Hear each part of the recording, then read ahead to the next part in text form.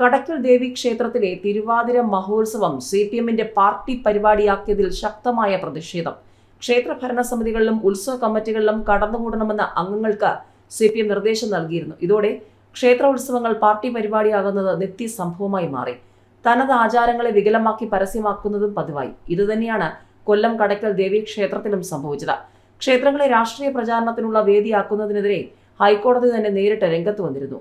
കടയ്ക്കൽ തിരുവാതിര മഹോത്സവത്തിന്റെ ഭാഗമായി നടന്ന സംഗീത പരിപാടിയെ ചൊല്ലിയും വിവാദം ഉയരുന്നുണ്ട്. ഇതുമായി ബന്ധപ്പെട്ട് രാഷ്ട്രീയ സാമൂഹ്യ നിരീക്ഷകൻ ശ്രീജിത്ത് പണിക്കർ ഫേസ്ബുക്കിൽ പങ്കുവച്ച കുറിപ്പും ചർച്ചയാവുകയാണ്. കടയ്ക്കൽ ദേവീക്ഷേത്രത്തിലെ തിരുവാതിര മഹോത്സവത്തിന്റെ ഭാഗമായുള്ള സംഗീത പരിപാടിയിൽ പുഷ്പനെ അറിയാമോ, ലാൽ സലാം എന്നീ പാട്ടുകളാണ് പാടുന്നത്. സ്ക്രീനിൽ DYFI പതാകകൾ, CPMന്റെ അരിവാൾ ചുറ്റുക എന്നിവയൊക്കെ തുള്ളിക്കളിക്കുന്നു. രാഷ്ട്രീയ പ്രചാരണത്തിന് ക്ഷേത്രങ്ങളെ വേദികളാക്കരുത് എന്ന ഹൈക്കോടതി വിധി പ്രകാരം ഇതേ ക്ഷേത്രത്തിൽ നിന്നാണ് മുഖ്യമന്ത്രിയുടെ നവകേരള സദസ്സ് മാറ്റേണ്ടി വന്നത്.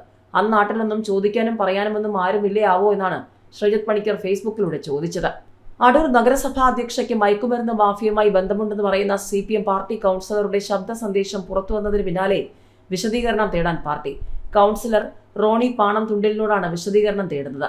അനാവശ്യ ആരോപണങ്ങൾ കമ്മ്യൂണിസ്റ്റ് രീതിയല്ലെന്ന് അടൂർ ഏരിയ സെക്രട്ടറി വ്യക്തമാക്കി. CPM അടൂർ ഏരിയ കമ്മിറ്റി അംഗം കൂടിയായ അടൂർ നഗരസഭാ അധ്യക്ഷ ദിവ്യ റജി മുഹമ്മദിനെതിരെയാണ് കൗൺസിലർ റോണി പാണം തുണ്ടിൽ ശബ്ദ സന്ദേശം പുറത്തുവിട്ടത്.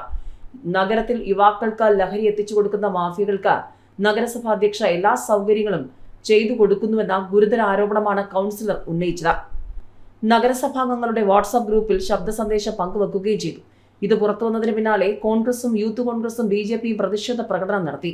ആ ശബ്ദരേഖ അടിസ്ഥാനരഹിതമാണെന്നും ഇത്തരം ആരോപണം ഉന്നയിച്ചതിന് പിന്നിലുള്ള ലക്ഷ്യം എന്താണെന്ന് അറിയില്ലെന്നും ദിവ്യ റജി മുഹമ്മദ് പ്രതികരിച്ചു. അതേസമയം നഗരത്തിൽ ക്യാമറയും വെളിച്ചവും വേണമെന്ന് ഒട്ടേറെ തവണ പരാതി നൽകിയിട്ടും പരിഹാരമുണ്ടായില്ലെന്നും റോണി വ്യക്തമാക്കുന്നു.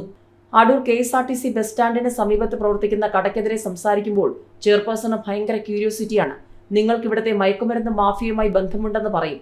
അടൂർ ടൗണിൽ ചെറുപ്പക്കാർക്ക് മയക്കുമരുന്ന് എത്തിച്ചു കൊടുക്കുന്നതിന് എല്ലാ സൗകര്യവും ഒരുക്കി കൊടുക്കുന്നത് ചെയർപേഴ്സണും ശിങ്കിടിമാരുമാണെന്ന ശബ്ദ സന്ദേശത്തിൽ റോണി പറയുന്നു.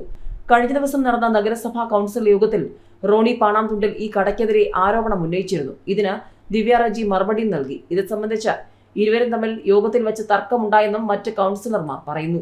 മുഖ്യമന്ത്രി പിണറായി വിജയന്റെ ആയുരാരോഗ്യ സൗഖ്യത്തിന് വേണ്ടിയാണ് തന്റെ ഇത്തവണത്തെ പൊങ്കാലയെന്ന് വ്യക്തമാക്കി ഔഷധി ചെയർപേഴ്സൺ ശോഭന ജോർജ് രംഗത്ത് വന്നതിന് പിന്നാലെ സോഷ്യൽ മീഡിയയിൽ ശോഭന ജോർജിന് പൊങ്കാല.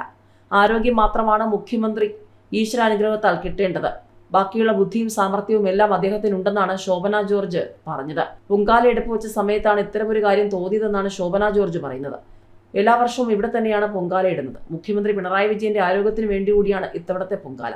അദ്ദേഹത്തിന് ഈശ്വര അനുഗ്രഹത്താൽ കിട്ടേണ്ടതൊന്നു മാത്രമാണ്, അത് ആരോഗ്യമാണ്. ബാക്കിയുള്ളതെല്ലാം അദ്ദേഹത്തിനുണ്ട്. നമുക്ക് പ്രാർത്ഥന മാത്രമാണ് നൽകാനുള്ളത്. ആയുരാരോഗ്യ സൗഖ്യം ഉണ്ടാകട്ടെ എന്ന് ശോഭന ജോർജ് പറഞ്ഞു. തൊട്ടു പിന്നാലെ നിരവധി പേരാണ് മുഖ്യമന്ത്രി പിണറായി വിജയനെ വിമർശിച്ചുകൊണ്ട് രംഗത്ത് വന്നിരിക്കുന്നത്.